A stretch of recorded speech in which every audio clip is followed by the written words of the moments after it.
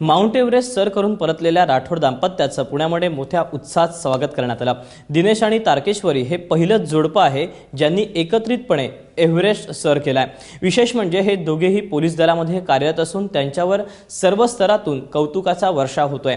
पुण्यामध्ये आल्यानंतर राठोड दाम्पत्यानं आपण पुन्हा एकदा दुसऱ्या स्वर्गात आलो असल्याची भावना व्यक्त केली।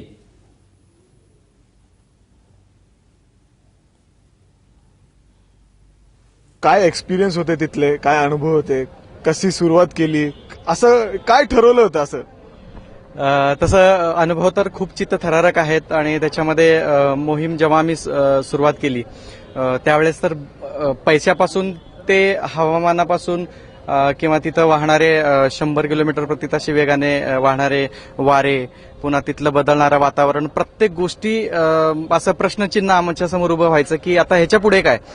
तर सुरुवातीला बहुतांशी बऱ्याच लोकांनी, आमचे मित्रमंडळींनी आणि पोलीस खात्याने पण मदत केली आणि टॉपवर जाऊन तिरंगा जेव्हा आम्ही फडकवलं त्यावेळेस असं ऊर भरून आला होता आणि असं म्हणजे तिथं गेल्यानंतर मित्र आणि आपले जे दुश्मन आहेत सगळ्यांची आम्हाला आठवण आली आणि तेच आमचा खूप मोठा अनुभव होता आमच्यासाठी।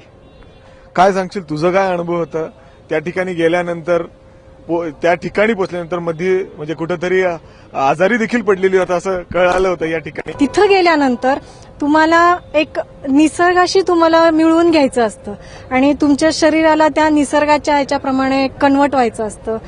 त्यामुळे काय, आणि निसर्ग असा आहे की तो प्रत्येक क्षणाक्षणाला बदलत असतो। तो स्वतःच म्हणजे प्रत्येक वेळेला तो आपल्याला चॅलेंज करत असतो की हे बघ मी असा बदलतोय, मी असं एक वेगवेगळं स्वरूप तो सारखं दाखवत असतो आणि त्या पद्धतीने आपल्याला चेंज व्हावं लागते। आम्ही एक ठरवलं होतं जाताना, ज्यावेळेस आम्ही बेस कॅम्पमधनं निघालो या चढाईसाठी, ऍक्च्युली हे फिलिंग मला शेअर करावेशा वाटतात म्हणून मी ते शेअर करते तुमच्याशी। थोडासा इमोशनल पार्ट असा आहे की आमच्या दोघांमधलीच ती गोष्ट आहे, पण मला ती मी सांगावीशी वाटते म्हणून मी सांगते।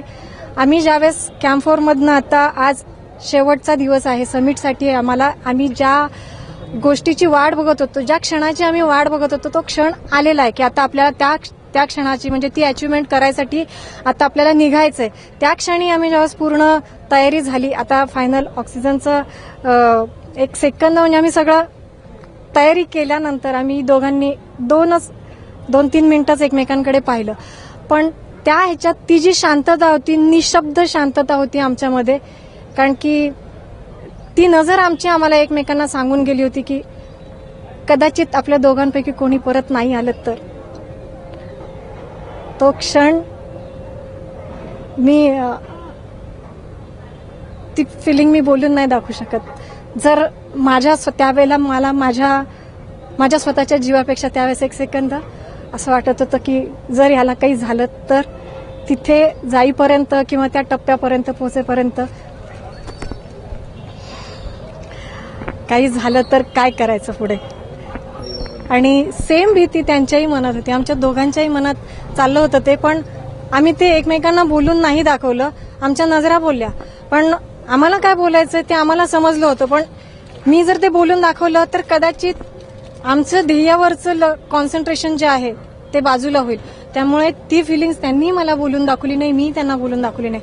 ज्यावेळेस आम्ही आमचं ध्येय पूर्ण केलं, टार्गेट सक्सेस केलं, खाली आलो, त्यानंतर मग आम्ही ते बोलून दाखवलं एकमेकांना। जर तसं झालं असतं तर खूपच सुंदर आहे सगळा एक्सपिरियन्स तू सांगतेय। अजून एक एक्सपिरियन्स मला सांगायचा आहे की आम्ही बेस कॅम्पला रेस्टला असताना आम्ही म्हणजे कॅम्प 2 वरनं परत एकदा रेस्टसाठी खाली आलो होतो, तर त्यावेळेस आम्ही ठरवलं होतं दोघांनी की जर इन केस दोघांना काही झालं, म्हणजे हे आहे ऍडव्हेंचर आहे, त्यात कधीही जीव जाऊ शकतो, कारण आम्ही मृत्यूशीच खेळत होतो।